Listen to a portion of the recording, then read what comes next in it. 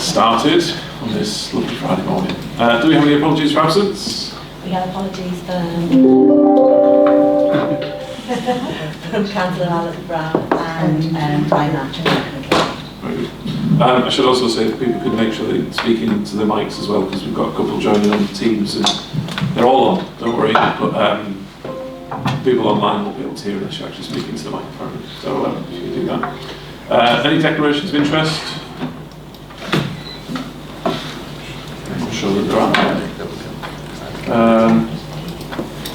Anyone connect to work with the councils with some of the funding? No. So the councils are delivery partners and we'll connect to work. Right. So I suspect a declaration of the delivery partnership for Connect to Work.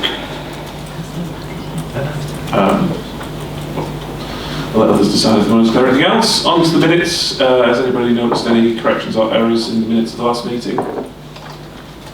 No? People happy to agree with the minutes? Yeah.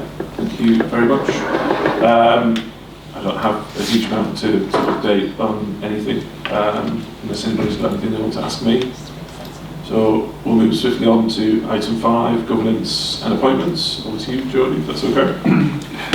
Thank you, Chair. So the purpose of this report is to provide details on a number of appointments to the Cabinet. Some are for noting and some are for approval. So Cabinet is asked to approve the appointment of the Chair and Vice Chair of the Tees Valley Combined Authority Overview and Scrutiny Committee. This is detailed in paragraph 3 of the report. The appointment of the Chair and Vice Chair of the Tees Valley Combined Authority Audit and Governance Committee, detailed in paragraph 5 of the report, and the appointment of the substitute member on the Overview and Scrutiny Committee as detailed in paragraph 13 of the report. Cabinet is also asked to note a number of appointments in relation to development corporations, which are of course set out in the report. Present the paper to Cabinet and happy to take any questions. No questions?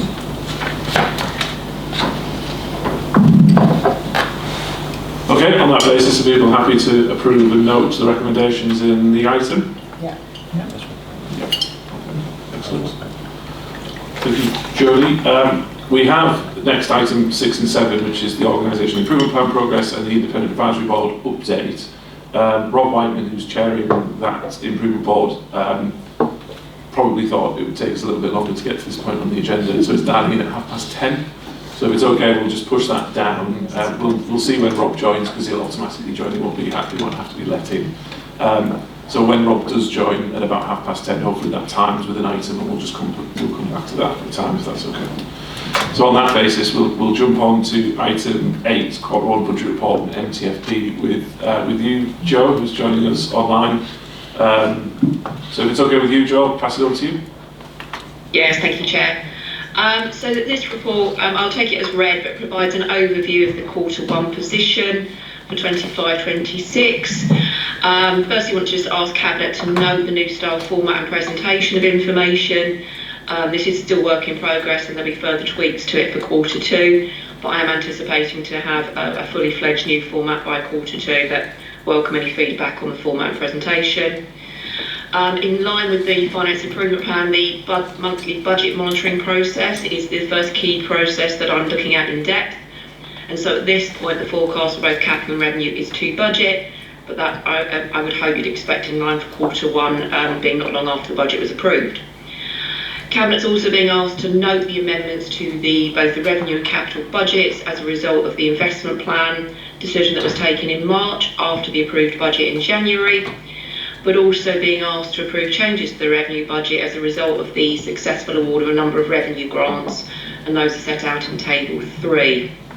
Similarly, in Table 13, Cabinet being asked to approve the additions to the capital budget for capital grants that have been successful in being allocated.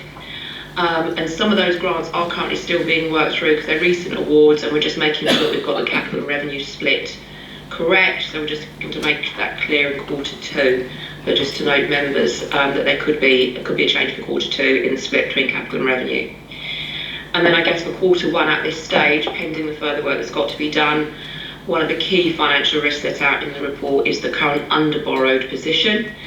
So this is the actual physical borrowing that we have undertaken compared to the underlying need to borrow. So that's for the historic capital investment programme and this year's forecast capital investment programme, which requires borrowing to do that investment. We're currently working with Arlene Close, who the authority's Treasury advisors, to establish whether or not we will need to actually go out and do actual physical borrowing in the market this year, and that could impact on the Q2 forecast. But today, at this point in time, that's probably one of the key financial risks for Cabinet to note.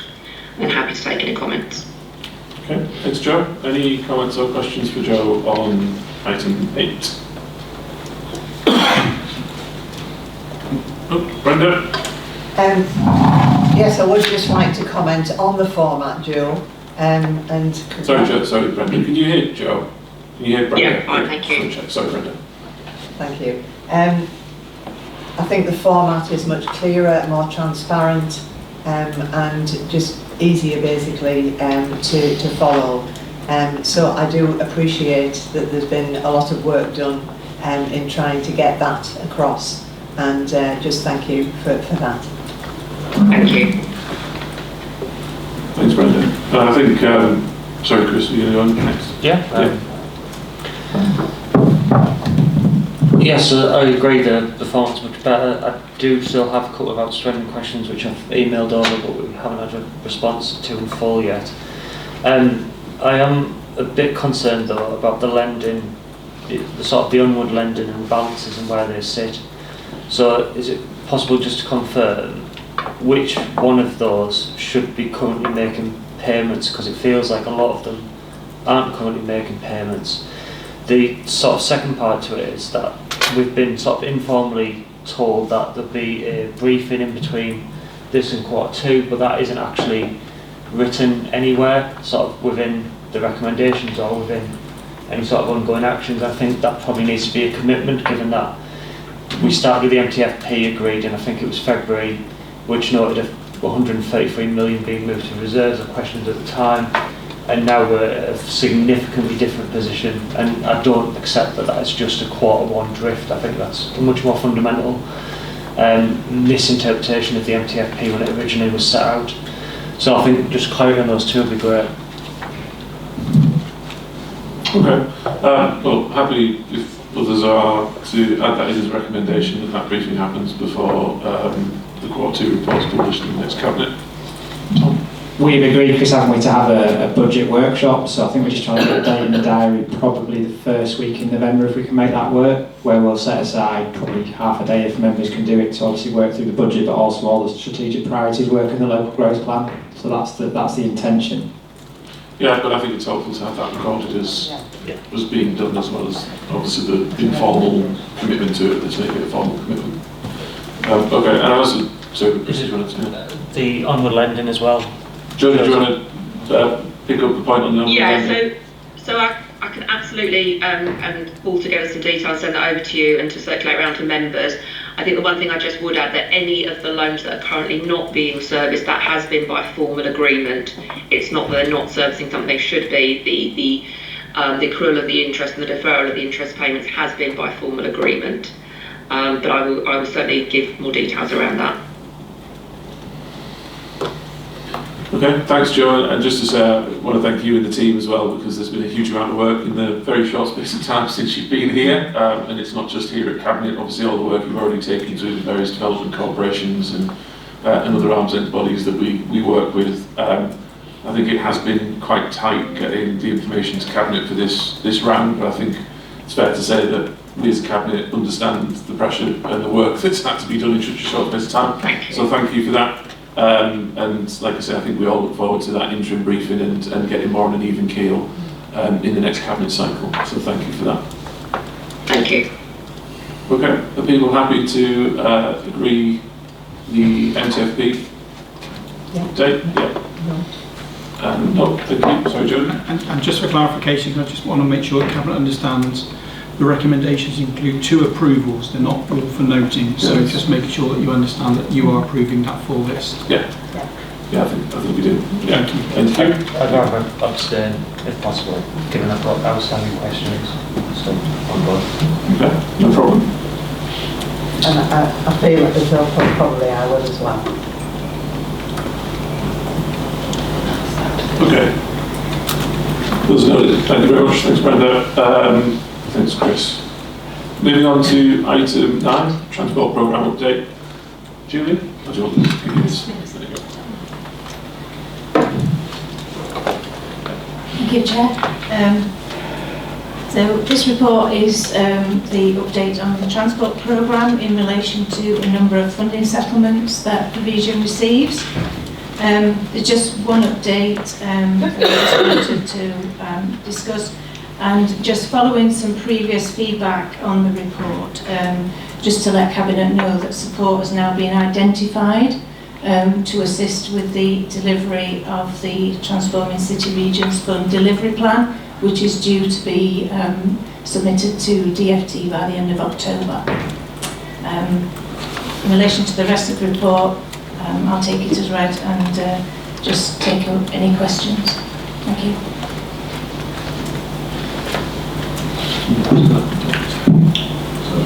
Julie, Councillor, is anybody any comments or questions for Julie on item 9?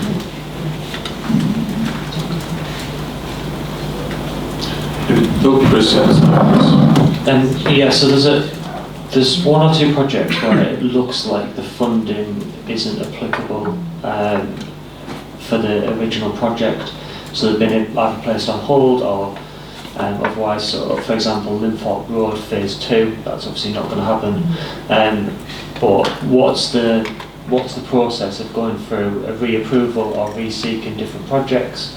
Because it doesn't look clear. There's been a change of control request submitted to, I'm assuming it's Active Travel England, to reallocate the funding to other schemes. But should we not be also exploring what other schemes should exist? Because there's now, I think I spotted about 3 different projects where the funding is no longer going to be allocated to that project. And rather than doing a redistribution, is it better to try and seek further projects? And what's that mechanism to do that? Yeah, I may have to come back with you with a in particular to Linthorpe Road. But we do deal with these as a whole programme. We have a number of funding streams that some projects can be allocated to different ones, and some have different end dates to them. So we look at it as a programme altogether. So each of our schemes are actually allocated to funding streams that they can be delivered through. So if I can get back to you on Linthorpe Road and sort of how we've done the full programme in detail, would that be okay, Cook? If there's 3, I'm sorry. Yeah, no, sorry, just to add a bit of ones they context to that as well. And on this item I was going to update Cabinet anyway. I've asked, largely actually Chris, for the same reason as yourself, that a lot of those schemes are revisited and brought back to Cabinet because there's been a huge change of circumstance in the time period since we agreed it. It's gone into our assurance framework and has been delegated to officers to manage that programme, as Julie said. Obviously we've had the work that we've done together, Chris, on Linthorpe Road Phase 1. Obviously Linthorpe Road, that's been out for consultation, but obviously we're not going to take that forward. But there does feel like there needs to be a more formal process around those new projects. So one of the things I was going to suggest on this is asking if we can seek formal approval from Cabinet to get officers to bring that back with a refreshed programme, looking at the budgets that are available, looking at the change requests we've had from Active Travel England, which I don't think has impacted the budget, but it would be helpful to get an updated steer as to where they're currently at. And I think that would then allow Cabinet to redesign that programme, because it feels to me like the way it's currently designed is a bit outdated, and Cabinet could have more involvement in how that actually plays out going forward. Chris? So yeah, I agree, but I think it'd be also good to sort of open up new submissions, and I think a full review would probably be quite good, because it does feel like there's a bit of a gap between some of the different criteria. So for example, overcoming barriers to employment, it's got a very likely programme delivery assessment, but the funding cost delivery assessment is marked like red, absolutely not doable, because it needs a revenue stream which doesn't exist. So when those two things are sort of at odds, we almost need to review that thing entirely. But we've got schemes that we could probably bring forward quite quickly, and it's just about actually, rather than just having the schemes and trying to redistribute, it's about that wider piece to review and include new schemes where possible. I think we, as a result of obviously the increased funding that we're going to actually receive as well, I've been discussing internally and with your officers as well about taking a look at how we do programme management, because the monies have grown over the years, so we need to have a look so that it's fit for purpose going forward into that new programme and as we transition. But I think that's why having that refresh now, we're looking forward to the next programme and how those two things dovetail and how we manage programme delivery seems like the appropriate time to do that. So again, this workshop day that we're getting in seems like it's getting increasingly busy, but if it's okay, we'll leave it to officers to figure out whether we can include that then, because we're still looking at that in the strategic prioritisation process, or whether we need a separate session on that before it comes back. But I think doing a similar thing around that transport priority process is a good thing. So, sorry Brenda, I know you wanted to come in. Thank you. It's just a couple of things throughout the report. So paragraph 52, it talks about the bus shelter condition survey. And do we know where we are with that? And are we including the whole of Tees? So have people been in Hartlepool to look at the bus shelters? Are they going to be all the bus shelters looked at? Just a bit more meat on the bones there. Yes, we've done the bus shelter survey. It's been very extensive, and it has covered all of the bus shelters and all of the flags as well. So we've now got an idea of obviously where we need to make those replacements and enhancements as well. Because sometimes kind of timeline as to when that might happen. Well, the team are just having a look at sort of the phasing of it and the costing of it. So I don't have it at the moment, but I will be able to get back to you. It would be really useful to know which bus shelters are going to be looked at and worked on, because there might be some that they haven't picked up that we could maybe suggest that they look at again. Yeah, and some of the shelters are the Connect shelters, so they're not necessarily all under TVCA's control. So yeah, but those that are that we will be able to replace. Then yeah, we can come back to you on that. Yeah. But to be clear, what we're saying is the work survey has been done on the current state of bus stops and the flags. And the flags, yeah. But the work hasn't been completed as to a prioritisation programme about which are being replaced and when yet. That's right, because there is over 1,100 of them. There's a lot of them. So do we have any ballpark timings? Have we had any feedback as to how long that will take for us to come up with a start for 10 programme that we could look at? I know the work's been done, so we should be able to report back. Well, if you're not sure, certainly for next cabinet. I don't want, without going back to the team and just double checking. Yeah, that's all I would ask. If you could maybe email cabinet with just an update once you have, so we understand what the timeline is. I think we'd appreciate that. Yeah. So thanks, just to finish off on that, do our councils know? Have you been working with people within the council so that they are aware of the bus shelter situation? Yes, we have regular engagement with your officers, and also we've been using some of the feedback that comes into the organisation from members of the public and councillors as well as part of that assessment. Yeah, I might add to that. Well, my understanding of that as well, tell me if I'm wrong, Julie, but we don't, as TVCA, we don't own any of the bus shelters. The councils own some of them and Connect owns some of the others, and so we're helping fund, in effect, the refurbishment and upgrades or the work that needs to be done to them. Or is the plan that TVCA at some point will end up taking ownership of those bus stops? Does anybody? I can't answer the final question. Jill might. It's complicated, so there's a number of stops that are under a contract with Clear Channel, and the revenue that you get from the advertising pays for the upkeep, but there's a number of stops that aren't within that, and obviously they're more challenging to maintain.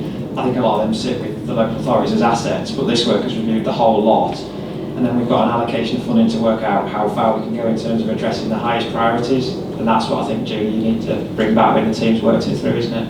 I do, and also we've not received sort of the details of the funding yet from government that we would use for this. So once we've got actually the confirmation of that, we'll be able to know how many we can do. It's also more, Brendan, to give you assurance that TVCA can't do anything without working with the councils, which we've been doing, because, like I said, a lot of them are assets of local councils anyway. It sounds like there's also still an opportunity for you and the councillors to feed into that process. It's still early enough to be able to do that. Thank you. So just one other thing. So paragraph 54, which is talking about the care leavers pass. It just seems, I'm not quite sure why it's so complicated and it's going to take so long. And I think this was discussed and decided about a year ago. Yeah. And they still haven't got their pass. Last September. Yeah, it was back in March. It was I thought it was Yeah. September we agreed, it's obviously not, it was cabinet. it came cabinet in March. Yeah, right. Yeah. But it just seems, you know, we've got a new cohort of care leavers this year, and are they getting some support? Are they getting what they need?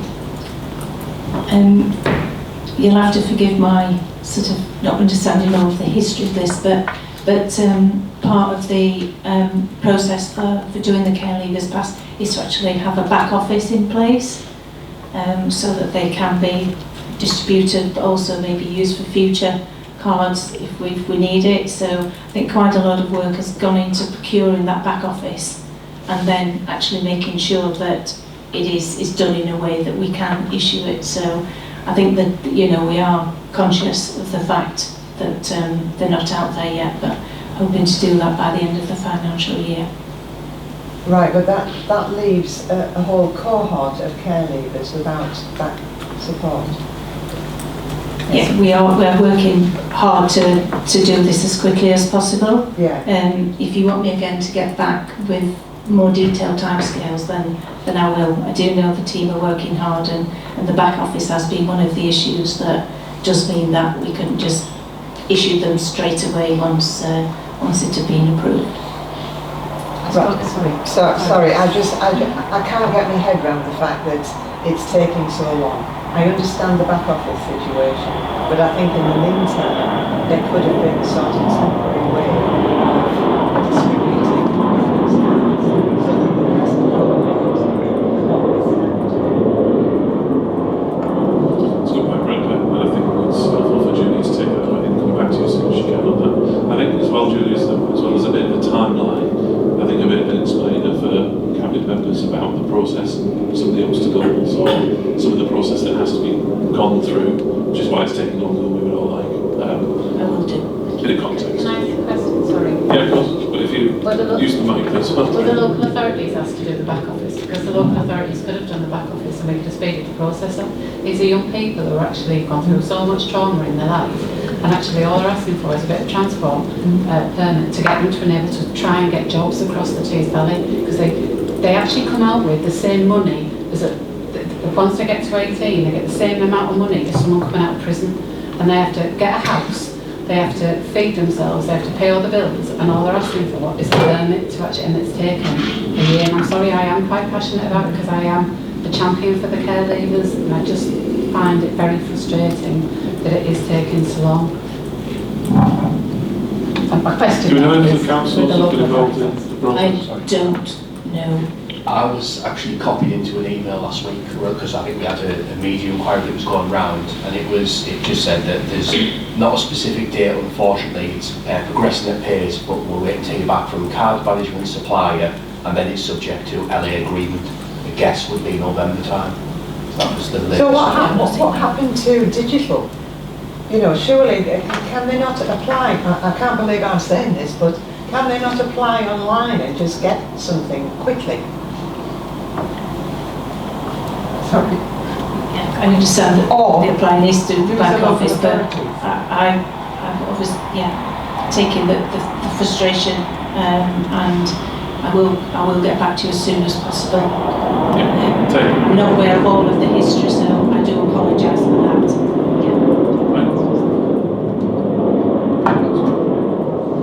Yeah, not along the debate further, but we'd be happy to have a conversation about some interim measures. Stockton happy to take some of the work on it. That would be helpful in the short term. Yeah, I think it sounds like councils aren't engaged, but I suppose it's a strategic question about the delivery of the programme. So we can pick that up and take that away. Yeah. So that's really helpful, thank you. And then obviously that doesn't need to come to next meeting, right? That can just be an update to everybody once we have the information. Yeah. Thanks, Julie. Anything else? Stephen? Thank you. Linking in with this is on. We flick the switch at the top. Just in relation to what you said about having a revisit with Cabinet in terms of the programmes within the transport plan, in the recommendations there are two recommendations that aren't just notes, there's two delegations. The first one is to do with pavement channels, which, if I'm understanding correctly, is delegating actually implementing that going forward. The second one, I'm less clear what it's saying in relation to what you just said. It's also pertinent. So the first part of it seems to be saying about delegating 2 officers to implement a programme of work. But the second part, it talks about agreeing and approving business cases, which seems to be something that we want to come back to Cabinet. Even if they're fine, we still need to know and approve them. But more importantly, it's not really clear what would happen if the business cases are difficult and what we then do, because it seems to say that, as it's written, the decision is then left to the officers, which seems not appropriate. So I'm not clear if I'm misunderstanding what that delegation is saying. Sorry, Stephen. So what I was talking about earlier was specifically around the allocation for a lot of the active travel cycleway projects, which is a specific subset within that I was going to, assuming Cabinet happy with this, make a recommendation that we carve that out and we revisit that set of programmes, including Chris's point, which I think we should just take as a given that it could include other projects that may be more effective than the ones we currently have on the list, given that times have changed. But that doesn't mean necessarily a full revisit, which are the delegations around specifically CRSTS1 and TCR. Like I said, with the exception of the active travel and cycleway projects, to make sure that we're prioritising the right ones. So that would be the amendment to the delegation that we would be seeking, as written in the paper. Okay, so my point about the second delegation, which is Note 6, what is that actually saying? Is it delegating to the officers that are named in the delegation a decision about the business cases rather than implementing the programme? So, I'll pass those to others if I get this wrong, but I don't think I will. So we've, as a Cabinet, have agreed our CRSTS1 programme. We did that a long time ago. The TCR programme, which was CRSTS2, we've agreed as at a Cabinet level. This is a formalisation from an internal governance process about who's responsible for building business cases and going through our assurance framework to bring that programme to fruition. So it gets it into a state of, these are the projects that we're delivering. We then need to give officers the proper authority in Cabinet, because it hasn't been clear before who's building those business cases and how do we programme the delivery of those projects in that have already been approved by Cabinet. So it's more, less, I'll look to Jodie on this one as the monitoring officer. It feels to me, in the way that I read this and what I've been told, is this is more of a clean-up of our process and sign-off from an internal assurance process, rather than us giving authority to officers to sign off projects that haven't come to Cabinet. Yeah, I did presume that's why it was here. Just wanted, just to be explicit, yeah. So, so there's a programme of work that we've agreed to in terms of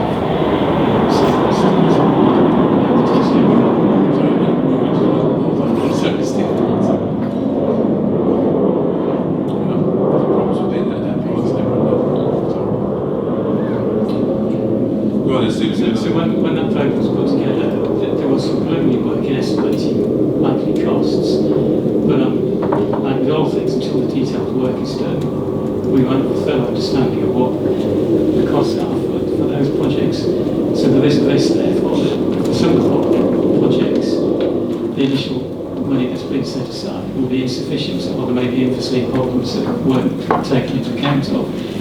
It's not clear from that delegation what then happens, because as immediate, even if there's issues, the decision going forward is still left with officers, which for some reason, for some things might be appropriate, for other reasons they would need to come back to Cabinet for Cabinet to give a view, and I don't think that delegation allows that to happen. if you recall, Steve, what we agreed is that's why we have the standard report on every cabinet agenda. So basically, the plan is when it's outside of the financial parameter that's been approved, it would absolutely have to come back. And some of the bigger projects, as they progress, I think we need to be building in regular updates, both through Transport Committee and back into Cabinet, so that you can see the progress, and if there's any changes in terms of what those original parameters were, they'd be reported back through Cabinet in that way. Just if you don't mind, Stephen, the only thing I would add to that I think Stephen's also trying to get at, is that a programme might still be within budget, but it may, for example, the BCR or the value for money might drop off as a result of the development of that business case before it gets into delivery, and that might be something that Cabinet want to take into account as to whether we actually do then want to sign off the actual business case and get into construction, or whether we want to reallocate money to a business case that maybe is overrun but actually has higher value for money. So what, I think, is that, sorry, I'm not speaking for you, Stephen, but I think is that part of the mechanism you're trying to get at? I think there could be a million situations where, on the one hand, it's all fine, we don't need to know, but there could be other circumstances where, for example, I don't know, some value engineering is done to reduce the cost of the project to make it come within the financial envelope that we have. But then we look at it and think, well, actually, that's not what we were wanting delivered. We'd want to make a decision about, actually, do we pursue it as a lesser outcome, or do we rethink and decide that we need to revisit the decision entirely because we weren't able to deliver what we thought we could, and we may not be willing to accept a substantial change to it because it then changes completely what it is, and we would want to have a think initially what's the best approach. Do we live with that, or do we go back to office and say we need to rethink this completely? I'm not sure how that delegation permits that to happen. I agree with all that, so I think potentially looking at Jodie, we just need to tweak that to reflect where there's variance, it absolutely needs to come back here. It's very subjective. Yeah. How do you capture that with such a subjective? Because at what point does a project change to the extent that it requires? You know, you get to a grey area. Maybe Jodie can help with that. So the one thing I would say is I'm really pleased to hear this conversation, because the points you're pointing out are all the key components of a single assurance framework approach, which is recognised best practice amongst combined authorities. That will mean a change to how the phases and the approval mechanism for business cases in the future. So for those exact reasons you've just set out, there would be tolerances in place that mean that those things would come to the Cabinet. Or if you were in the future would have an investment committee or whatever, they would go to that body for consideration. So there would almost be an opportunity where the Cabinet gives that principal approval at the start. We like the concept, we want to do this, but then the approval of the business case thing comes back to make sure we've maintained strategic fit that you've set out, we've met standards of business case development as you've set out, and it is the project within that value for money scope, etc., as you envisage. That is certainly where we're intending to go moving forward. Now, what we can do now, though, and we are starting to do this work in regards to developing some interim measures around our current assurance framework, is one of the topics we actually recently took to the Independent Advisory Board for comment and steer on, is identify a list of tolerances that we could introduce to our current assurance framework that would guarantee the exact thing that you've just set out. I think we need to actually have the opportunity to undertake that piece of work first, and then that is something we would obviously then bring back to this forum for you to consider as to whether those are the right tolerances for agreement. We would need to engage your officers, particularly in that development process. We've raised it, for example, already with your MOs in this week in the Monitoring Officer Regional Forum, and it's something we would then take to Tees Valley Management Group. And potentially, again, we could even present a start of a 10 around the tolerances to that workshop, not wanting, again, to add to the very large list of items planned for that Cabinet workshop. But that would be the way I would propose dealing with that. In regard to those delegations in the report to date, they completely align with the current process, procedure and assurance framework that this Cabinet has agreed and has in place. But again, we can go away and do that work on the tolerances. I think that would be really, really wise.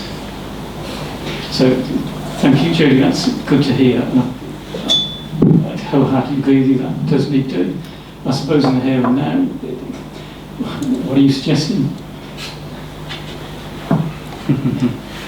That's a slightly trickier question. Yeah. But I suppose what I would suggest is perhaps working with Julie and others else, we can pull together an initial set of tolerances which we could set around for Cabinet member consideration. It does require a Cabinet decision though to agree those tolerances, so there's nothing we could do in the interim until we're in that position. We can present that to you and you take that decision. But we can certainly make sure that we are considering providing that information in the interim to Cabinet members, so you're aware of it, so you're aware of any changes where that could have made a difference, but we wouldn't be able to apply that at this moment in time. But we could definitely aim to get that for you to your next Cabinet meeting in December in regard to those tolerances and get them agreed.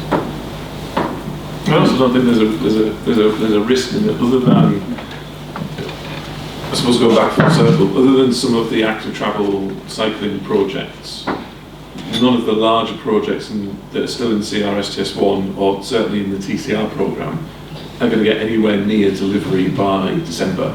So I suppose the comfort to Cabinet is by continuing with the assurance framework, Jodie starting with Julie and the team to implement some of those tolerances, means that by December we're not going to be sat here thinking, well, we just set a framework of tolerances, but you've already approved 3 projects and got spades in the ground. We're not at that stage yet on the transport programme, so that should give comfort to Cabinet that by the time we get to December you don't turn around and find that it's too late, because the nature of that programme is a much longer term thing than it is a short term thing. So I think it's probably best to proceed on that basis, but get that work in. And like I say, give comfort to Cabinet that nothing's going to have been actioned before December when we have a discussion and hopefully an adoption of those tolerances. Okay, so can that then be referenced in the minutes, just to clear that? Absolutely. Otherwise, an action. Absolutely. Thank you. Chris? So I've already realised this morning that we do our reports slightly differently to everyone else, and in ours we have actions at the end, so we have recommendations because the theory is that you shouldn't ever alter someone's opinion or recommendation, because that's an officer recommendation, that's what they believe, and if they don't believe it, they shouldn't recommend it. So at the end we have actions, so actually the actions that the officer then takes to implement the things are what you can then suggest changes to. So I think this is probably one of the things that actually would help in the scenario where actually we're able to say action 1 with full review of the entire programme, action 2 local authorities to be speaking to about the delivery of the bus passes, and I think it's just probably we need to encapsulate them 2 things somehow, especially with the bus passes, because we already deliver OAP and disabled bus passes and we already have mechanics for that, so it feels almost strange that we went away from that as a system. So I'm just wondering if in future we can maybe start to look to add some sort of action section at the bottom of reports, just so we can try and, because it feels like we're doing amendments that I'm not entirely sure where the amendments are going at this point, if that makes sense. Yeah, and I think that goes to Stephen's point about keeping a note of those in the minutes, but we can take that as an action. But I do think from a process point of view, we're in the Cabinet happy with this. We're agreeing the delegations as in the paper, subject to a change of what is in the paper around carving out the active travel and cycling projects. So we can't agree that recommendation without carving that out, because you can't agree that recommendation without carving it out and then have an action that is contradictory to a recommendation. So that's not very clear. To tweak the delegation to say we agree the 2 delegations subject to carving out the active travel cycling projects, because Cabinet want to review those. So we're agreeing the delegations subject to that change, and then separately to that we've got the actions that Stephen and Chris have just mentioned. Because then that aligns, the recommendations follow the actions then. You can't have actions that are in contradiction to the agreed delegations. Hope that makes sense. And the actions with the... And obviously the actions with the yeah, absolutely, yeah, absolutely. Okay, so on that basis, people are happy to note and agree the delegations subject to that change to the delegation on the carve-out of active travel and cycling? Yeah? Yep. And then we'll take the action points that have been raised by Brenda, Stephen and Chris on the passes, the assurance framework and the tolerances and the work that will go on end of December. And obviously note in the minutes that there is no prospect of a project happening before December, before Cabinet is able to review those tolerances. Okay, thank you. Rob has now joined us. He's been very patient, given he's dialing in from halfway across the world, I believe. So thank you, Rob. We got through a few more things than we expected to before we got onto your item, so we'll go back if that's okay. So we'll come back now to item 6, on the agenda, if everybody wants to flip back to that. I'll pass this over to you, Tom, first, if you want, with your paper, and then we'll take it from there. Yeah, so there's two papers obviously in the pack. One is our assessment that Sarah can probably touch on a little bit more detail around where we think we are in terms of progress against the actions in the organisation improvement plan. And then obviously item 7 is Rob as chair of the Independent Advisory Board, his first report that's come to Cabinet, which will be a standing item on all Cabinet agendas. So I don't know if you wanted to pick up anything specific from our report. Yeah, that's okay. Just a couple of things that I've drawn to the attention of Cabinet, that the report sets out that Dame Amanda Milling's now been confirmed by the Government's Coburg Committee to join the Independent Advisory Board. So Dame Amanda was confirmed at the end of July, so Cabinet's asked to note the confirmation of that, and her bio is attached as an appendix. Also, section 12 draws out in a bit more detail some summary actions that we focused on really on the Organisational Improvement Action Plan, gives Cabinet a bit of an update on where we are on a number of those things. We last had a meeting with the Independent Advisory Board on the 12th of September, and that focused on a governance deep dive, and obviously Jodie's happy to answer any questions of Cabinet on that if they have any specifics. But basically, yes, Cabinet's asked to note the confirmation of Dame Amanda as now a member of the Independent Advisory Board, and also note progress on the Organisation Improvement Action Plan, a summary of which is set out in section 12. Okay. Any comments or questions? Yeah. People happy to note the report? Yeah. Yeah. Okay, thank you very much. And then on to item 7. If that's okay, we're going to head straight over to you, Rob, please. Yeah, hello. Very, very nice to see you all. I hope everyone's well. I hope my note is helpful. You're responding to a best value notice where the government has said it would hope to see enhanced overview and scrutiny, greater transparency, and development of the right culture linked to partnership working. We think you're making progress on these things, and of course you've just seen the report from your officers on this. Just as a reminder for everybody, the role of the independent panel is to give you assurance on how do we think your self-assessment and your plans look, and also to give you any help or insight we can into achieving your ambitions. Sarah just mentioned that Dame Amanda Milling has recently joined the panel. She's a former government chief whip and has a great deal of expertise in engagement, which we think will be useful insight. And you'll remember, everyone, that the panel also has Sir Steve Bullock, the former mayor of Lewisham in London, Adele Britton, the chief executive of local partnerships with a great deal of expertise in commercial contracting, Mark Edgell from the LGA, who you'll all know very well, and Helen Edwards, the monitoring officer for the West Midlands Combined Authority. We think that your response to the best value notice has been appropriate. There was a panel in place agreed with the LGA to respond to the review that Angie Ridgewell led, but we have seen a marked change since the best value notice was issued.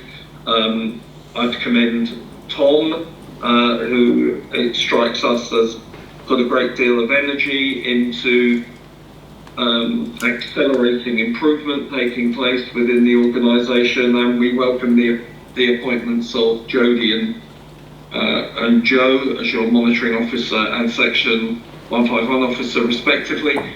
It's always difficult, isn't it? You want to build a team, but sometimes bringing in experienced interims for a period of time really does help you to motor forward. And at the last improvement board, we had a very good report from Jodie looking at the intended improvements to governance, not least trying to put forward planning into the DNA of the organisation, so that you've got some sense of how will things work through governance in the future.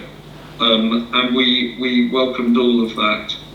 An honest assessment from Joe on improving financial capabilities, and we also thought a good response to, you know, our advice about you do want the best value notice lifted, but most of all you want to improve your capabilities and be a better run organisation, and so make these changes for that reason rather than just to get rid of the notice.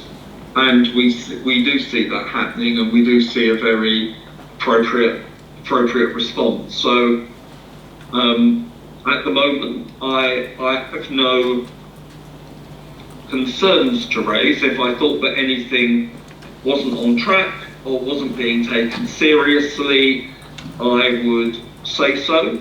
However, you know, there's a ton of work you've got left to do, and I think when you get to how does it work for you as a cabinet, for example, how do you represent the interests of your local authorities to the combined authority, but how do you represent the interests of the combined authority to the councils that you lead? And these are things that, you know, Jodie will have seen at other combined authorities that are worked through in order that everybody understands roles and responsibilities and how we can get better governance and better decision making. So no, you know, I've got really positive feedback.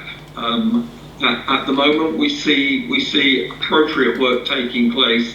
We see better people, and we like the ambition that we see. And if that changes, I'll let you know. But I hope it's useful for you that the improvement board is, you know, meeting regularly. We'll meet cabinet members to triangulate what we see at meetings and what we read in papers. But at the moment, the response to the best value notice has been a good one. Okay, thanks Rob. Brenda? Thank you. Hi Rob, good to see you. And thought we might get a song as well, but never mind. We'll just leave that for another day. Yeah. Well, you don't need to encourage me much. I'll always give it a go. It's very good to know that you know that the board feel the way they do about this. One of the things that I think was a really good thing to have towards the beginning of this process was the open and frank discussions within smaller groups with an LGA officer to just talk through things. I think that would be good to revisit. I don't know whether it's planned to, but I think it would be good to revisit it every now and again so that we can kind of update each other on how we think things are going in a much more frank and open way. And I think that I think it was a really good exercise, but I think we need to keep doing it. I'm happy to come. Sorry, Rob, do you want to? I was just saying, I'm happy to come back on that. Thank you for reminding me, Brendan, because just in paragraph 18 of the report, we've put kind of a marker in for that to rerun a series of workshops. Maybe we might revisit the structure of those, but using the workshops that we ran in May and June as the benchmark for those. So that mark is in there, and we'll put those in at an appropriate time to run them. Very good. Chris? There's a reference to a plan and the deep dives, but it's not included. Is there a reason, or can that be shared later, or trying to understand what the plan is and how long it spans? Sorry, where's that, Chris? So what is it? So it's paragraph. Item 7. No, yeah. I couldn't quite hear all of that. I'm sorry. I could probably do with a bit of help on No problem, Rob. I think on Jodie's the going point being repeated. I think Jodie's going to just pick Or this up. Jodie, Yeah, that's right. Sorry, Rob. Thank you. Yes, so the reference is in regard to the last Independent Advisory Board meeting where we did a deep dive into governance. There's a pack that I pulled together with support from other officers, giving initial reflections, justification for priority areas of focus that we think we need to focus on, and a list of some of the actions we're already taking in regards to advancing those. That of course will be shared with all cabinet members. There is a reason it has not been to date, because I'm currently doing the rounds, speaking to each individual leader, and I'm using that as my basis of what to talk through in that conversation. So once I've completed that cycle of having those conversations with each member of the cabinet, that will be circulated around to all of you as a record. And of course then it's got some particular key things in there I think you can then hold us to account on some of that future actions in regards to the improvement plan. Okay. Thanks, Jodie. That's really helpful. Anything else? No? Okay. Well, thank you. We'll note that report. Thank you for your time, Rob. Appreciate you jumping on, given that you're otherwise occupied. And we'll see you again. It's a great pleasure to see you all. Take care. Have a great day. Bye-bye. Thanks, Rob. Very good. So if we jump back onto the agenda, item 10, which is what we're up to next, local growth plan update. So pass that to you. It still says in the report, the chief executive. Yes, it does. So we just need to tweak that report. So Julie, over to you. Keep doing this to you, don't Julie? Thanks very much. Thanks, Jeff. Due to the strategic importance of the local growth plan to the region, we bring in updates to this cabinet. Following previous feedback, it's been mentioned previously that there'll be a workshop with cabinet, and I understand works. I'm going for dates with that. I'm looking at Jodie to get some dates in the diary. The only update I just want to highlight is that we've now got some consultants on board to assist with the engagement, the wider engagement around the plan, and that work will start next week. So yeah, I think I'd take any questions.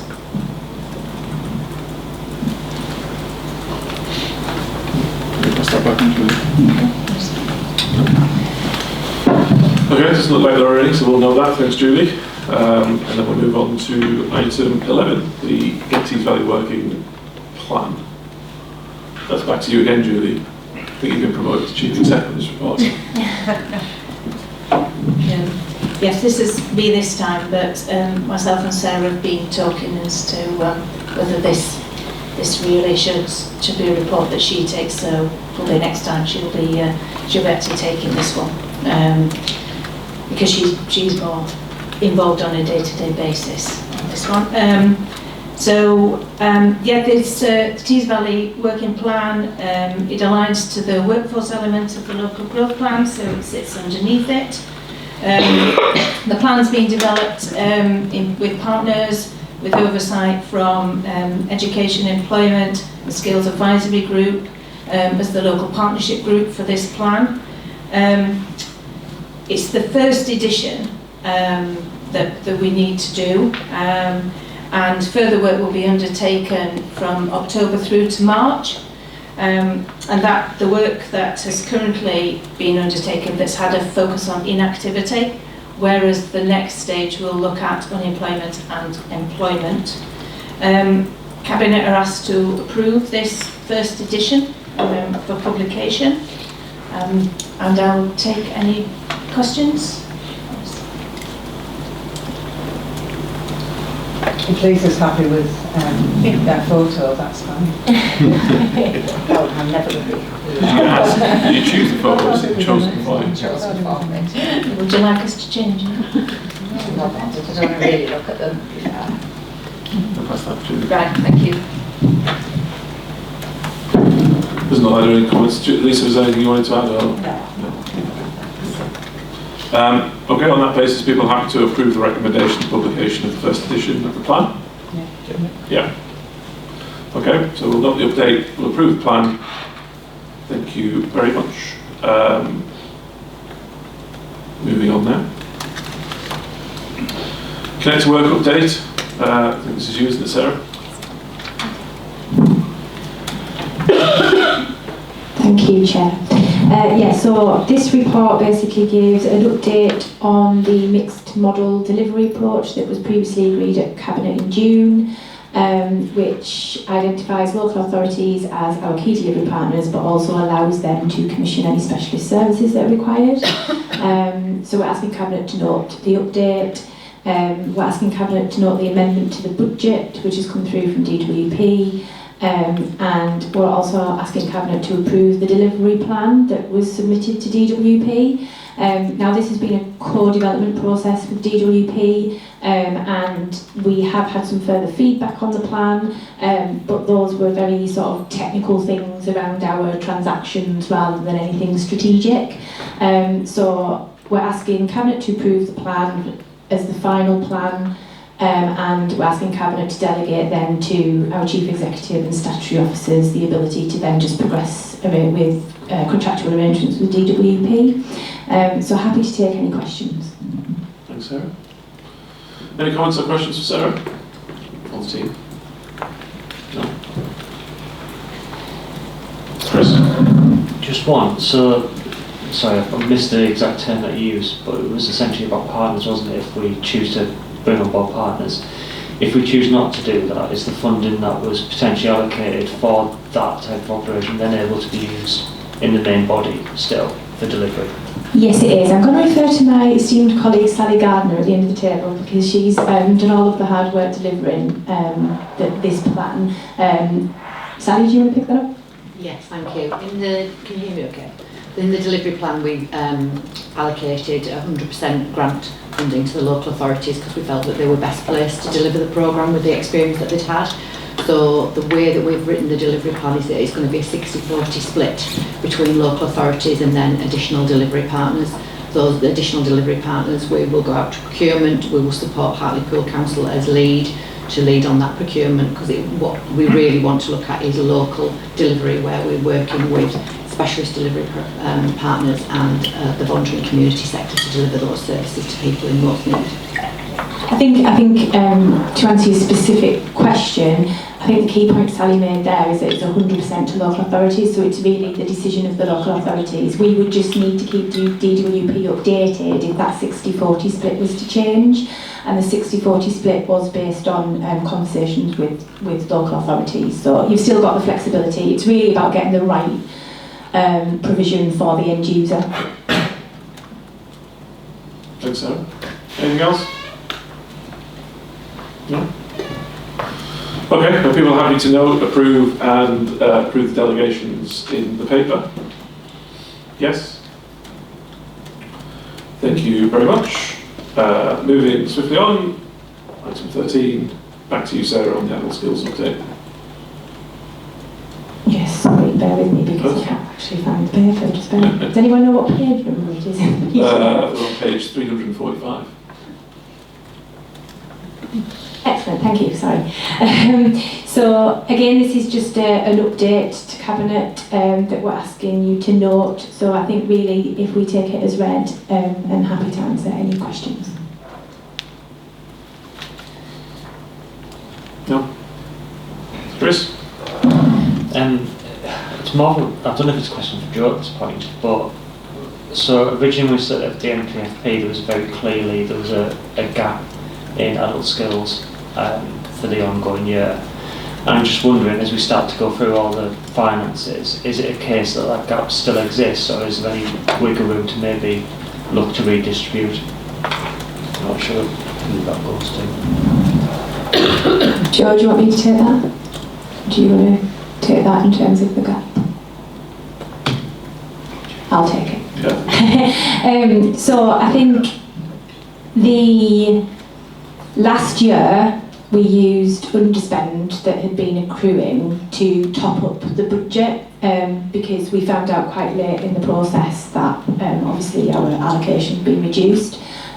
So I think there's little room to do that again, so it will, whatever we do moving forward will be based on the allocation. But Jackie, do you want to add a bit more detail in terms of when we expect that allocation and how we expect it to look different this time? Yeah, sure, thanks Sarah, can you hear me? So we expect to receive our devolved allocation by the end of January next year for the next academic year. There is no guarantee of what that allocation will look like at the moment, but we're expecting it to be in the region of £30 million. We're also expecting it to be a fully devolved budget that includes the Adult Skills Fund and what was the Level 3 free courses for jobs. There is still a question mark around the Skills Bootcamp funding that comes to us as a grant-funded programme. Early indication was that was going to come to us as a single adult skills allocation, but DFE are talking about a Wave 7 Skills Bootcamp, which would then be in delivery from the 1st of April next year. So there's still some clarification from DFE around that. But as a minimum, the allocation that we'd expect would incorporate the Adult Skills Fund and the Level 3 free courses for jobs, and we should know what the allocation is by the end of January next year. So is it a case that it almost feels like there's an update report needed in January then, when we get that confirmation? Yes, we will bring that to Cabinet in January in terms of notification what the allocation is. Right. Yeah. So if I may, I think a paper will be coming to the December Cabinet, which kind of concludes the outcome of the workshops that have been undertaken, and we're really getting into the nitty-gritty in the next 1 or 2 workshops around the how. So what we intend to bring to Cabinet in December is a proposal of a quite different approach to how we move forward with the allocation of adult skills funding, which takes a longer term, more strategic view. So I think if we've had any further clarification on the funding, we'll bring it in December in that paper. And I think the approach that we will be bringing to Cabinet in December can be adapted more effectively depending on what the budget looks like. So you'll be getting quite a detailed report at the December Cabinet.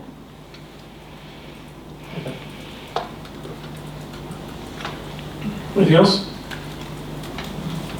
No. Okay, that's helpful. Thanks, Chris. Thanks, Sarah. Thanks, Jackie. We'll note that report and we'll move on to item 14. So I think this is over to you, Jodie. Thank you. I'll start by just saying it's good to see the Chair of the Overview and Scrutiny Committee, Councillor Blades, here at the meeting today. It's considered good practice in the combined authority setting when presenting overview and scrutiny items to the Cabinet that the Chair is present. This is something we'll be examining in a bit more detail moving forward on improvement, and we're working with the Chair and the Committee on developing a specific overview and scrutiny improvement plan to go alongside the already identified improvement plan for the organisation. Now, the purpose of the report today is to seek Cabinet adoption of the recommendations of the Overview and Scrutiny Committee following conclusion of the Education, Employment and Skills Subcommittee's Task and Finish exercise. The recommendations centre around the development of a youth forum to act as a consultation vehicle for youth-based policy and activity of the combined authority. So the Cabinet is asked to note that report and to agree to respond to the committee indicating whether it agrees to adopt the recommendations, to publish a response to the committee's recommendations, and to delegate the drafting submission to the Overview and Scrutiny Committee and publication of the response to the Overview and Scrutiny Committee in line with Cabinet agreement to the Chair of the Tees Valley Combined Authority in consultation with Cabinet members, TVCA Chief Execs, Section 73 Officer and Monitoring Officer. As stated, the Chair of the Committee is here and can obviously hopefully assist officers if you have any questions. Very good. So just before we go, sorry Brenda, is there anything you want to add to the report? No, I think Jodie's covered it quite well, thank you. Okay, thank you. Sorry Brenda. Thanks. Yes, I would just like to echo what Jodie said about how good it is to see you here, Ian, as Chair of the Overview and Scrutiny. And thanks to you and your committee, but particularly the subcommittee, for this work that's been done. I absolutely go along with your first recommendation, well, both recommendations, but certainly the first one, to have a youth forum.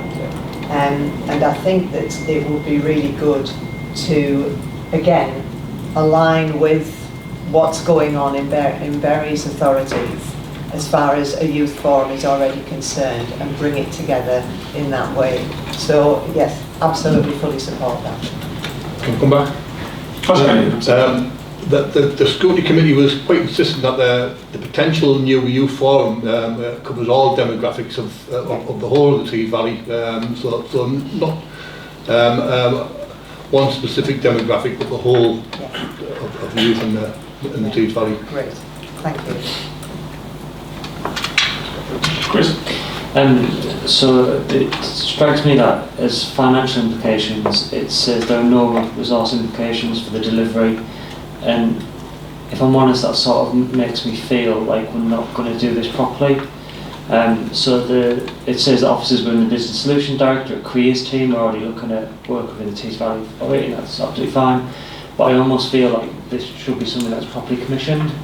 We have lots of great youth organisations across the Tees Valley, and actually they already do some of this work individually in boroughs or across different local authorities.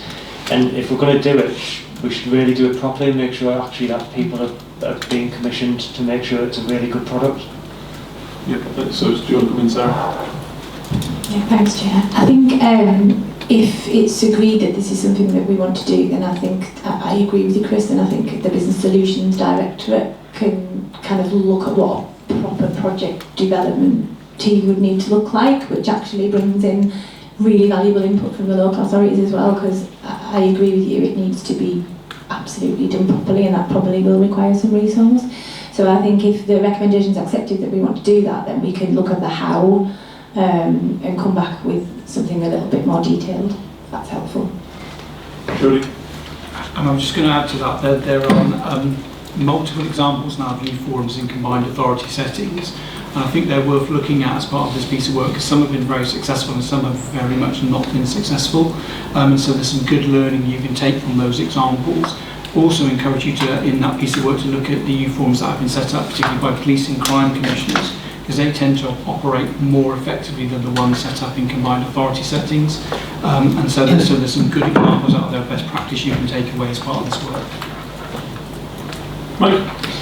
Yeah, it's just a plug really to say that a number of our authorities have got kind of really nationally recognised examples of youth participation and children's involvement. So whether we could ask the advice of our Director of Children's Services Group, because we'd have to reinvent the wheel doing such utilising some of those networks. So for example, in Stockton we've got BMBF that won a King's Award in terms of participation. So I just think the offer's there to kind of lean into some of the expertise in each of our individual authorities. Thanks. Helpful. Any others? If you don't mind, I'm going to jump in, and it echoes a couple of the points, but it probably goes a little bit further from my point of view. So I'll touch on both recommendations as well. On the first one, I accept and agree with most of the comments that have been made, and I'm just slightly concerned that the recommendation at the moment is a bit premature given the review that we're doing of our overall governance framework structures, the future planning for overview and scrutiny, its forward plan, its strategic plan, our own strategic plan. There's no finance attached to this, our internal assurance framework. It feels to me like that needs to be considered potentially as a much larger thing rather than saying, oh yeah, let's set up a youth forum where there's a huge amount of flux in the organisation. Where does that sit? How it sits within our approvals processes, how it sits within our consultation processes. And then Mike makes a really good point. I was going to ask this question, but you've already answered it, Mike. I didn't know that there were kind of, in effect, youth forums already set at the local authority level, and I also had a worry that we're replicating something that the local authority is already doing very well. And there's a strategic question as to whether there's value to have one at a combined authority if they're already working well and winning national awards at local authority level. So happy for people to come back and be on that one. And then the second bit, which nobody's touched on, is the second recommendation around the permanent establishment of a subcommittee, which I appreciate is quite technical and it's like boring, I suspect, for most people, but I'm slightly concerned that subcommittee is almost kind of, you're setting up a subcommittee, or you're asking to set up a subcommittee of O&S, specifically around education, employment and skills, when we have an education, employment and skills committee that is established from local authorities, led by Lisa, who's doing incredible work, and ONS are there to be able to scrutinise the work that comes out from employment and skills, as well as what comes from here. It feels like we're replicating something where we already have an education and employment committee, which in effect is providing policy development and also scrutiny of the work from the employment perspective that the combined authority does. Then we have that added layer of scrutiny around the process from ONS. I'm just not sure the value of just a permanent education subcommittee when we have that. So again, I'd want to know more before being able to agree to that. So I don't know whether officers want to respond, or Ian, if you want to respond to any of that first of all. Yeah, I think we already have other permanent subcommittees. We have a permanent subcommittee on finance and audit, and we have a permanent subcommittee on transport, and that's alongside the transport committee within the so the scrutiny is a different process, obviously, than normal committees. So we already have these two permanent subcommittees. We're suggesting that we should have obviously the biggest area that TVCA should cover is employment and education, and we should have a permanent subcommittee to ensure that that's... Yeah, no, I appreciate the point, Ian. I think I'm just concerned that you start watering down the overview and scrutiny committee by in effect having shadow overview and scrutiny committees for each part of the combined authority. I think what will happen eventually, hopefully, we'll have an overview and scrutiny board that will overview the separate scrutiny committees that will be checking on. That's where I get a bit worried that we're having ONS, who's going to oversee various ONS committees that are scrutinising each part of the organisation. It just seems, I don't know, Jodie, whether you've got experience from elsewhere. No, and this is something we actually did discuss as part of picking up in the improvement, because all the points you raised in regards to the overall governance framework and our approach regionally with regards to an accountability framework are completely relevant. So if I refer, for example, to the scrutiny protocol, the advice given within the scrutiny protocol is that we want to base around a single committee model that sets out the reasons why, but it is not a requirement. The model we should have for scrutiny should fit the nuances and requirements of the particular combined authority and the region, but also within the scrutiny protocol is a clear need to have a scrutiny subpool of members, substitute members that sit underneath your scrutiny committee that can support with the functions of the single committee model, potentially being involved in task and finish reviews. And the conversation we had is that there may be a better way of reflecting that model in regards to how we deliver the overview scrutiny function here in the Tees Valley, and that's a particular use given the very high quoracy threshold that's set by law for the Overview and Scrutiny Committee, and that's an issue at most combined authorities. So all of those matters are being picked up and will be included in that individual Overview and Scrutiny Improvement Plan for consideration. I think it's at the moment, as I understand it, the committee, for example, has set 5 subcommittees potentially for work for the coming year. We've already had a conversation about actually is there a better way of reimagining that approach. Some of the best practice around the country, you tend to have sort of scrutiny rapporteurs. There are individual members who might shadow a particular topic or a particular item or a particular portfolio holder, and it gives an additional lens of accountability to the activity that's being undertaken or the development of that decision. And it may be that that's a more appropriate way of actually advancing that. We're going to have that as a conversation at the scrutiny committee, because it's very important that they take ownership of that, that they make that decision, they understand why we're proposing that, rather than just to make an amendment and change to a member decision that's already taken place. So completely welcome those comments. All of those points have been taken on board in that improvement plan development. So I think you've just much better articulated what I was trying to say from a much more informed position. Brenda first. Thanks. So I'll take one at a time. The Youth Forum. Yes, the local authorities have their own youth forum, but they're very much within the local authority. I think it's a really good idea to have a youth forum across the Tees Valley, so that you'd be, as Ian said, it would take from all kinds of backgrounds and areas in order to make it as comprehensive as possible. So I do think it's a really good idea. And I don't think we'd be replicating, I think we'd be adding to what is already going on.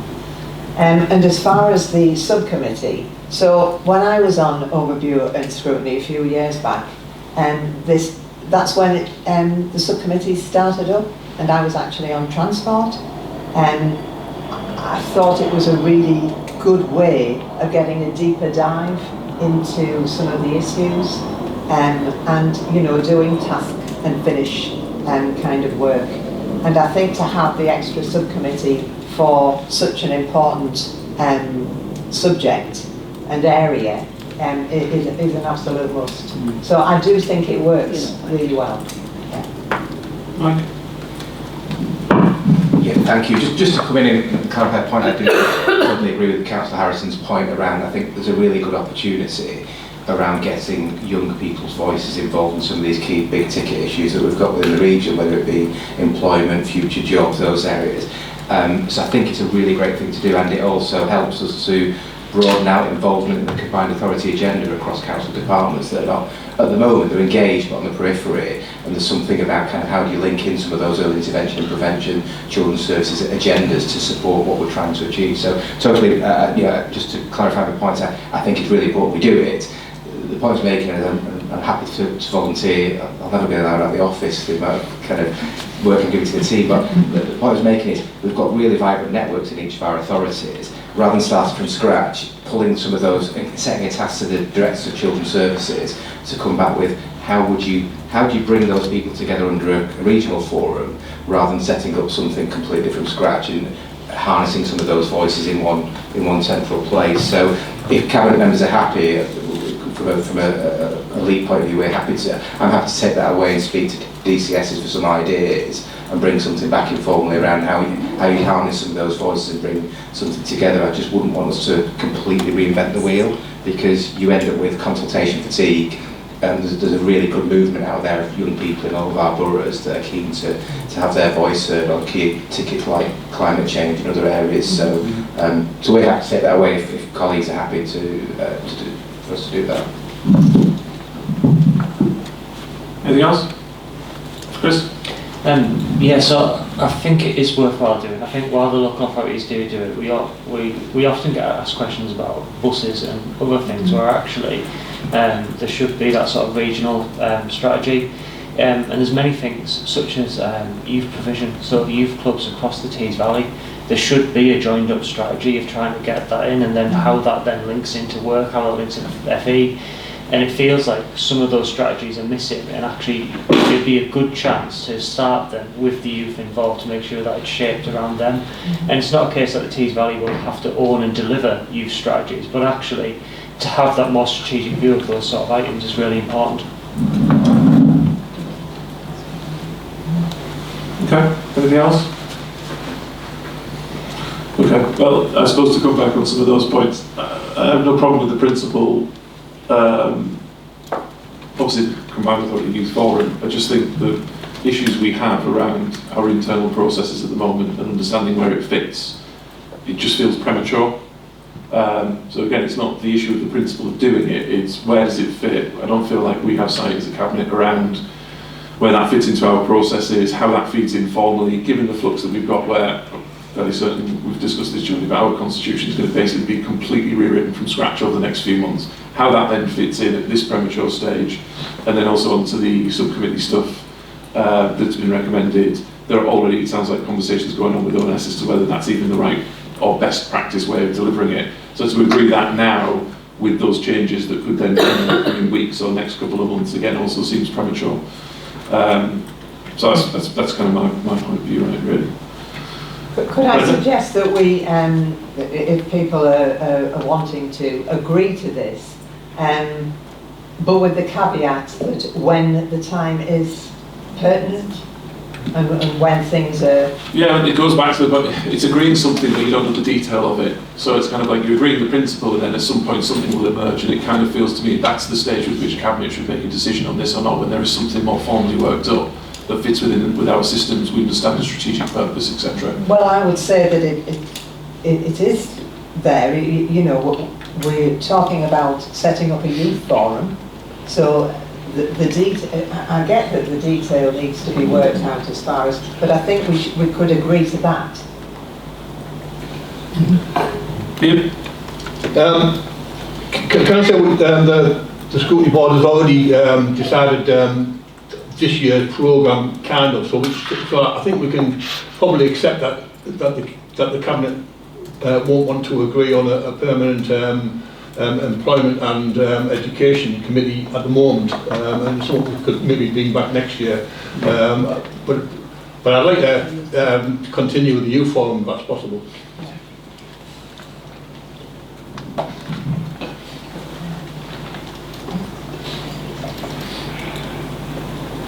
It could be a pilot, perhaps? Sorry, as I said, well, come to you first.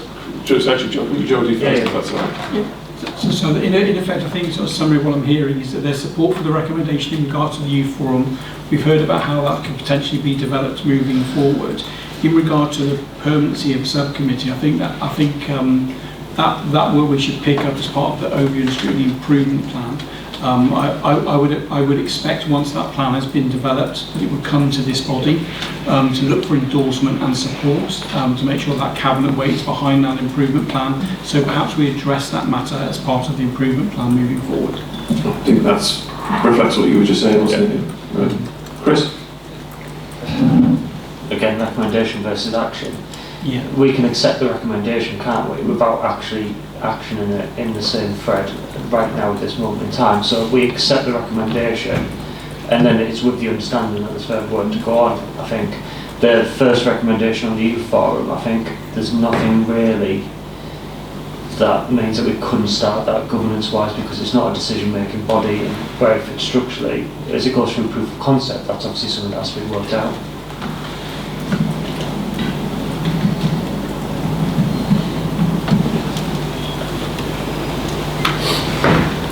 So, just from a process point of view, are you saying, I don't know whether this is Cabinet or whether it's Ian on behalf of ONS, but is in effect withdrawing the recommendation around Employment and Skills Subcommittee because of the work programme and the work you're doing with Jodie?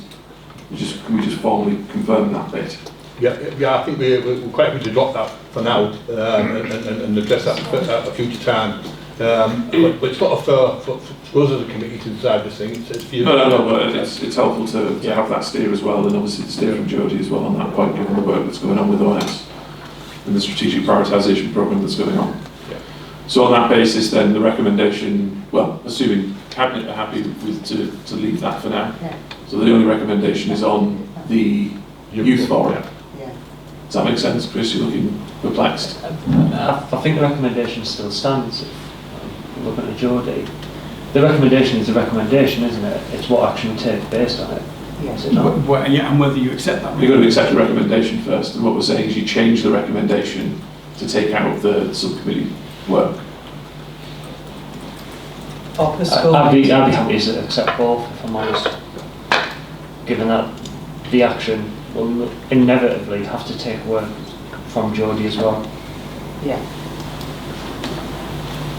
So we can accept both. You can accept both because you're accepting the principle of that. Yes, because accepting the principle rather than the improvement plan. I mean, the decision in front of us is to accept both, to reject both, or accept either or. If that makes sense.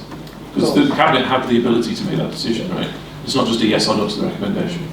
So that's both. Move to accept both. Seconded. In agreement? I'm going to stand against that for now. I just want some more clarity and information on that before we're able to take it forward, particularly on the governance and financial aspects of it. Okay, moving on then, we'll go to item 15. So just for clarity, does that mean both fall? Yes.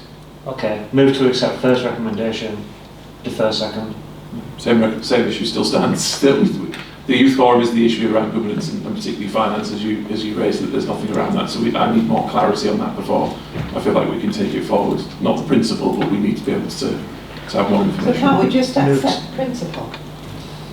Well, I don't know what I'm accepting the principle of, because principle isn't just like, let's have a youth forum. That could mean a billion different things. So we need more information behind it.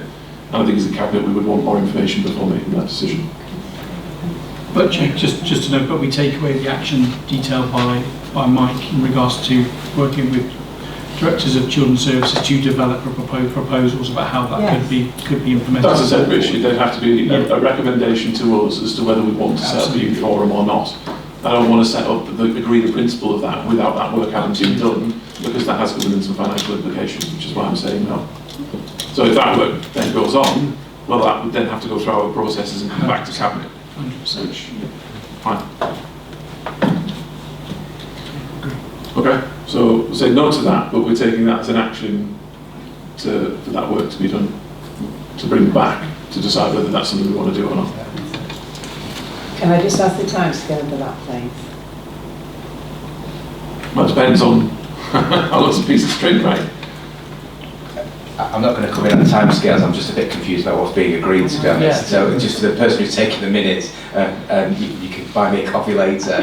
So we're saying no to the recommendations. Yeah. So separately from that paper, in essence, Cabinet saying, but they're happy to have an action which is a piece of work to be done with, which describes what a youth forum might look like, And how it mapping might of the work. existing arrangements to come back Well, to. whatever that work that includes, but we need a fully detailed understanding of what a youth forum looks like, the costings of it, how it fits in with what you guys do at the local authority level, the governance processes around it, how it fits in with our existing structures.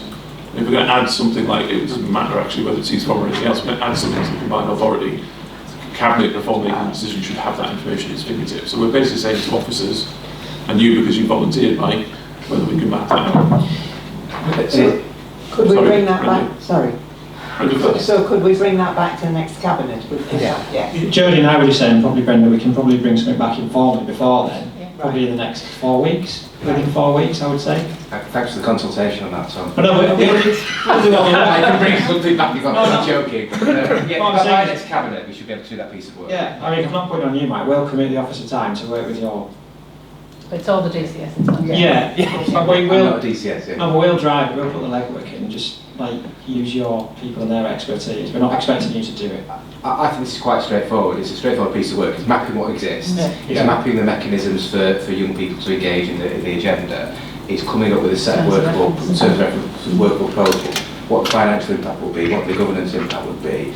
That can be discussed informally with Cabinet, and then we bring it back as a formal report saying, but the principle of youth engagement in decision making is a good, valid one, and our role in terms of corporate parenting of our constituent authorities is what we should be pushing as an agenda anyway. So we can work the detail through as officers and bring something back as how it would work. And nobody's disagreeing with that, but there's detail behind that than just saying let's have a youth forum. Oh, sorry, Chris. So yeah, just to clarify, so what we're saying is that we need to go away and develop before creating a youth forum, develop a plan around that. Yeah. Okay, so that is the recommendation, that the Tees Valley Combined Authority should develop and create a youth forum and act in consultation.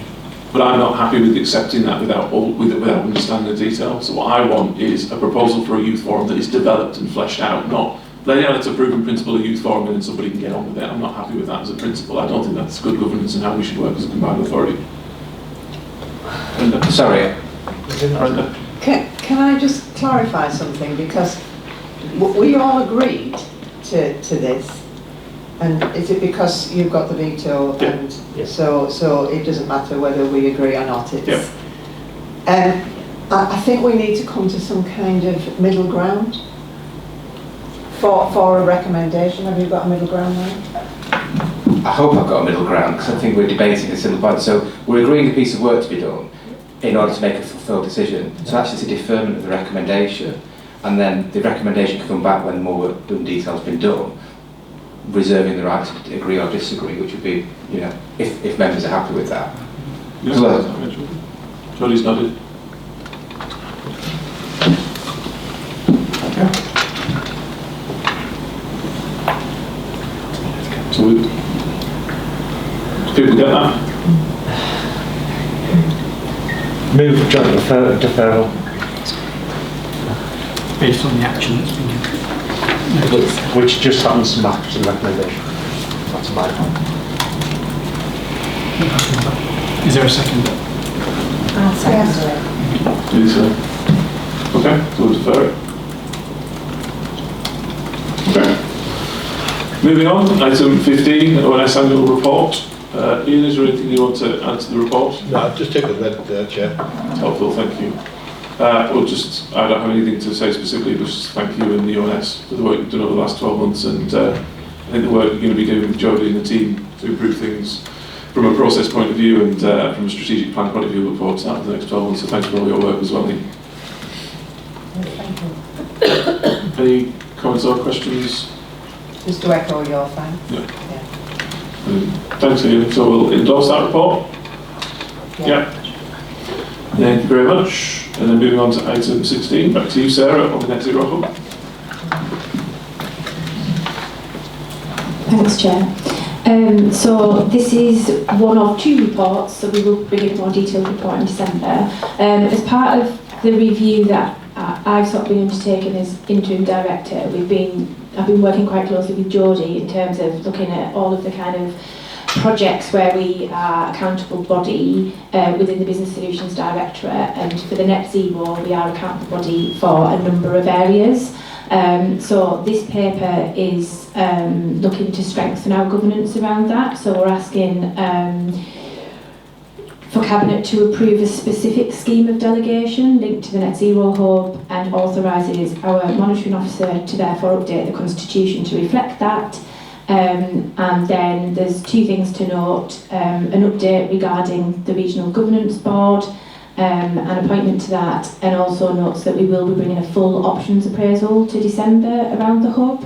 I think the point here is that the Net Zero Hub was created a number of years ago. It started off as quite a small project, and actually it's grown significantly over a number of years. I think the options analysis is not about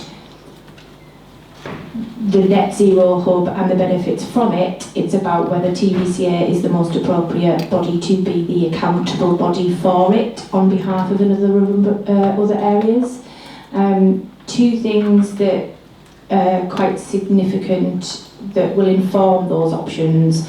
One is the policy direction from government, because there is the potential that this hub will become more strategic, working with GB Energy, and also we're just waiting for some clarification on where they see the future of the hubs. But I think it's important to note that it's not about the benefit that the hub's delivering, it's actually about our role as an accountable body. So happy to take any questions. Any comments? Any questions? Okay. On that basis, on the recommendations, can we authorise approving the report? Yes? Thank you very much. Item 17,